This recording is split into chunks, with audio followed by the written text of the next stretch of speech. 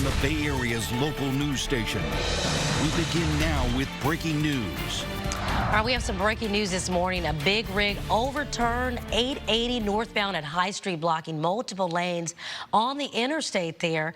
And so this has been happening for now about, I'd say, the past hour and a half. Will, I've been talking about this. Yes, and you can clearly see, you see the first responders, the tow trucks, the CHP officers. They are there. Predominantly in the middle of your screen, it looks like traffic is slowly moving through that area. We are talking the height of the morning commute. Usually it's the left side of your screen. That is the commute direction as people head southbound towards San Jose and Silicon Valley. But still, thousands of people head northbound, and High Street is short of, say, Broadway. That's getting into the heart of Oakland. And you can see all of those taillights. They're not going anywhere. So if you are leaving your house, avoid 880 northbound if you possibly can. But if you cannot, I've done this before, Raina. I've gotten off a Hagenberger, moved through the streets of Oakland, and then reconnected at Broadway. This happened at around, say, the 2:30, 2:45 mark of this morning. So it's been quite some time. The CHP, they are world class as far as trying to remove debris, remove the scene to get the morning traffic going along. So we'll just have to see how that goes. So go ahead, take International or take 580 this morning. I wouldn't stop and wait in this traffic. All right, good morning. It is Friday, December 30th. I'm Raina Harvey. And I'm Will Tran. It's the last Friday, John, of 2022. Ooh, yeah. And for some of us, especially on 880, what a start to it. Hey, so we've had really busy this morning already with weather. Traffic is also a major issue like we just talked about. If you're heading into the city right now, it's going to take you around 8 minutes or so to make that drive. Mays to that Fremont Street exit. If you're taking the San Mateo Bridge, 880 to 101, 13 minutes there. The Richmond San Rafael Bridge tolls to 101, 8 minutes. And the Golden Gate Bridge, 37 to the tolls, about 20 minutes. And John, you've been talking about just how slick conditions are. Are our highways going to be wet into the new year? You know what? We asked for it. This Friday, way to end the year on a very wet note. We need the rainfall, though, so we can appreciate it for sure. Just doesn't make for an easy drive to work this morning. Now, showers are light. The problem here is, though, roadways are definitely saturated. So your risk of hydroplaning is already rather high, even though it's not raining consistently right now.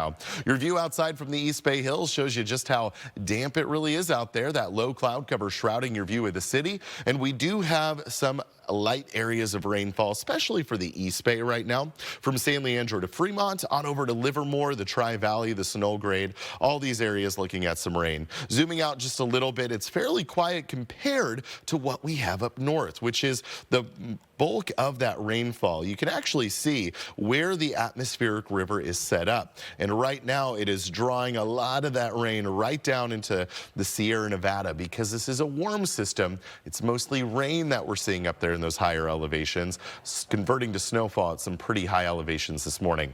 Let's get a look ahead in Futurecast as we have a very active day ahead of us, especially for the North Bay. Here's 10 a.m. right here. I'll be talking some showers, especially for the North Bay, a little quieter further southward. Heaviest of rainfall will be in the North Bay today, but as you see, we'll have pockets of heavy rain drifting to the rest of the bay.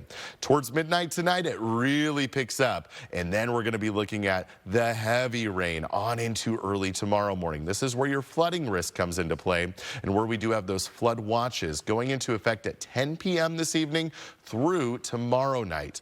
This is going to be something that complicates your drive around the Bay Area tonight into tomorrow morning, so make sure to be taking it a little bit easier out there, maybe planning around those Friday night activities. Heavy rain really kicks into gear well after the sunset tonight. 3 to 6 inches of rain possible on already saturated soil, thus increasing your risk of flooding and mudslides. Temperatures right now are in the 50s, so we're off to a mild start this morning. I'm going to be talking exactly what we have to expect today, tonight, tomorrow, into New Year's Eve and New Year's Day. Then, of course, next week with even more rain, all still to come. Will and Raina. Well, you talked about more rain, and that means there's some dangerous areas in the Bay Area, the North Bay, especially those areas, Raina, that we saw all of the fires. Right. And now that soil has eroded, and it cannot contain all of that water. Yeah, you have those burn scars. With the rain coming over the next several days, concerns are flooding. That's the main thing this morning in Crawford's. Sarah Stenson is live in Marin County.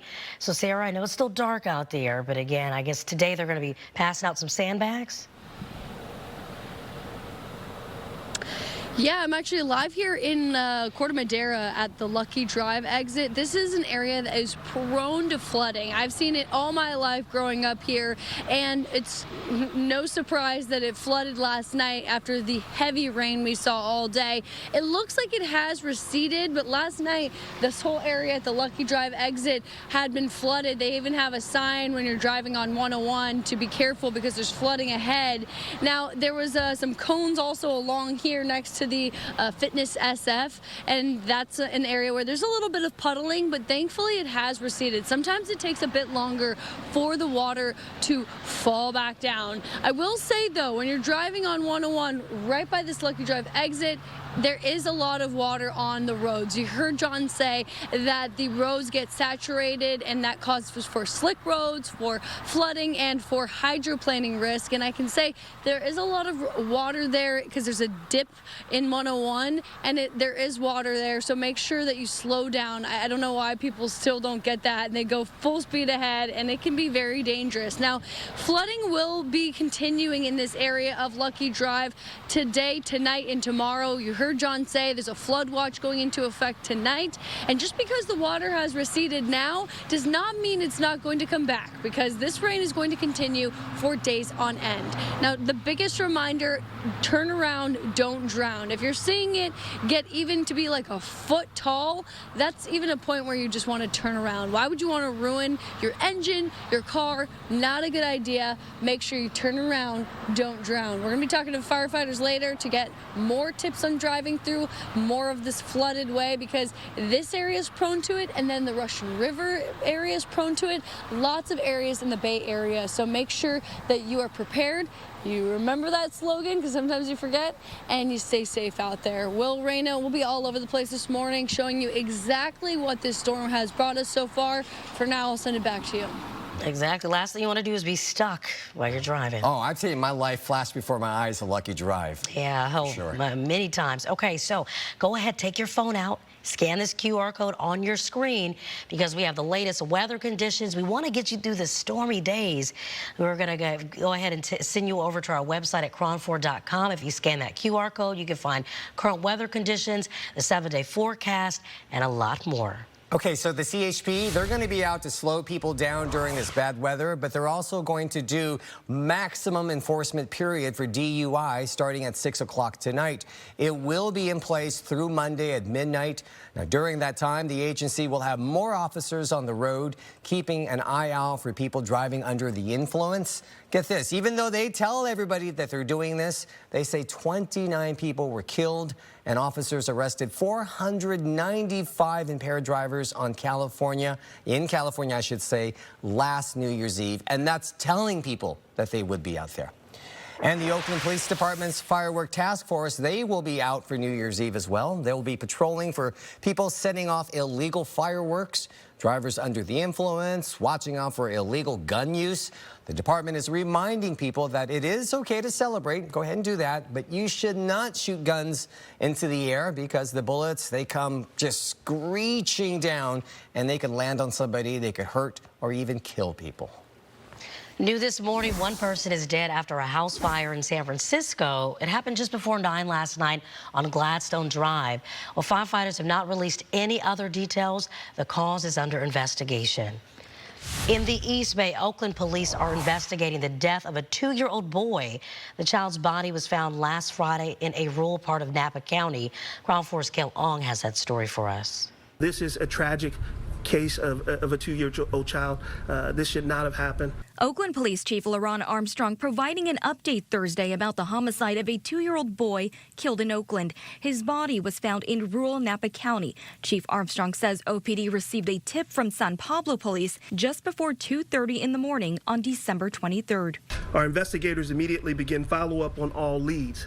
The investigation eventually led us to Napa County, where our investigators located the body of 2-year-old Jamari Mackins. Chief Armstrong says the child's body was found outdoors. The circumstances surrounding his death are under investigation. The chief would only say the suspect in custody is close to the family and the child. It's very heartbreaking. Ashley McCullough is a family friend. Watching them mourn and even when I was at the home yesterday, speak of just the laughter and joy that he brought in the home, and missing that sound of having a little guy running around was just very painful. Chief Armstrong says the suspect is being held on unrelated charges to this case. OPD is working with the Alameda County DA to determine charges to be filed for the murder of the child. It's just saddening to anybody, a close family friend or anybody in our own, immediate family, to have to endure something like this. If we can just keep this family in prayer. The coroner has not released the child's cause of death. Anyone with information about this case is asked to contact Oakland Police. In the newsroom, Gail Ong, KRON 4 News.